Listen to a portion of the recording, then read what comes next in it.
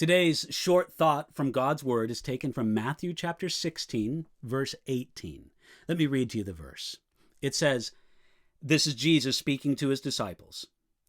"And I also say to you that you are Peter, and on this rock I will build my church, and the gates of Hades shall not prevail against it."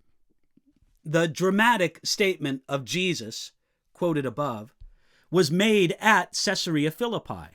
It's important to understand that this was some 25 miles or 46 kilometers north of the Galilee region, where Jesus lived and did most of his work of preaching. Caesarea Philippi was not a Jewish populated area. It was a center of pagan temples and worship. Now, why did Jesus decide to go to such a far distance and to such a pagan place to have an important conversation with his disciples? Now, there were probably several reasons.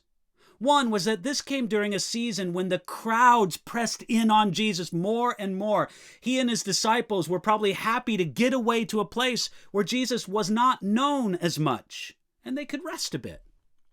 Here, Jesus also promised Peter and the rest of the disciples that the gates of Hades would not prevail against his church. In the ancient world, the elders and judges and rulers of the city often gathered at the gates of the city. There they planned, decided, and made strategy. It is true that the plans and strategies of Hades, in this context hell, would not and cannot prevail against Jesus' church.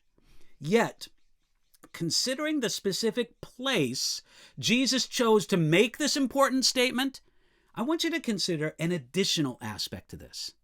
You see, at Caesarea Philippi, there was a large temple to the Roman god Pan that dominated the place Caesarea Philippi. You couldn't miss it if you went there. And the rear of that temple to the Roman god Pan extended into a cave with a large crack or crevice in the floor of the cave. The pagan worshippers considered this large crack to be a portal or a gateway to the underworld. It was a gate of Hades. Sacrifices were dropped down that crevice, and they waited for signs that the gods beneath received the sacrifice.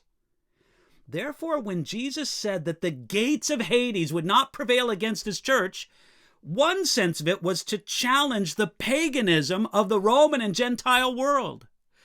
Given the words and the setting of where Jesus said it, it was as if Jesus said this: just over there is the place where the pagans sacrifice to their idols, the place they consider to be the gates of Hades. None of that is going to prevail against my church, the community of my followers.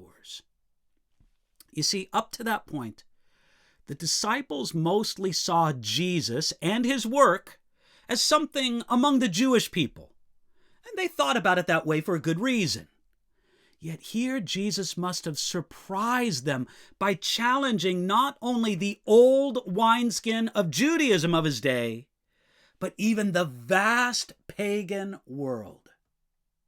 What began in an obscure corner of the Roman Empire came to spread over not only the Roman world, but eventually all over the earth. Jesus was not content to merely reform the Jewish world of his day, but he would establish an unstoppable church, a community of his followers. Nothing could prevail against that community because it was his church that he built. Now, bring it to today. Nothing can prevail against the community of God's people because it is his church that he builds. Take joy in that today.